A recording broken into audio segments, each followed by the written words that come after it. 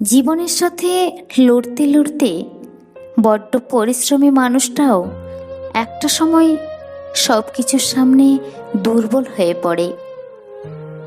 তখন পরিশ্রান্ত শরীরে দুদণ্ড শান্তির খোঁজে মাথাটা এলিয়ে দেওয়ার মতো একটা বিশ্বস্ত কাঁধ তারও দরকার হয়।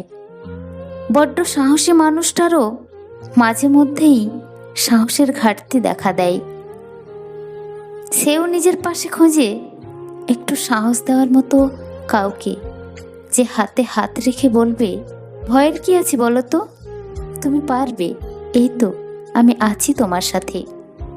বহু বিচক্ষণ মানুষটাও জীবনে খেই হারিয়ে ফেলে বহু দফা, গুলিয়ে ফেলে সব ভাবতে গেলে, মাথা কাজ করে না। সেই সময় একটা বোকা মানুষ হলেও তার পাশে দরকার, না না কোনো সমাধান দেওয়ার জন্য নয়, শুধু কিছুটা সময় পাশে বসার জন্য।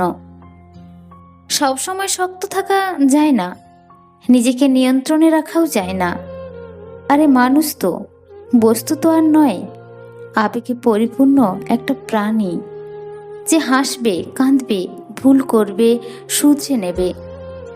কিন্তু একা আর কতটা হাঁটা যায়, সামলে নেওয়া যায়, শুধরানো যায়? একজন না একজনকে তো প্রয়োজন হয়। জীবন যুদ্ধটা অবশ্যই যার যার একার, কিন্তু নিজের কাছে ভরসা দেওয়ার মতো, ভালোবাসার মতো একজন মানুষ থাকলে হয়তো জীবনটা এত ভাঙাচোরা লাগতো না, জমতো না এত অভিযোগের পাহাড়।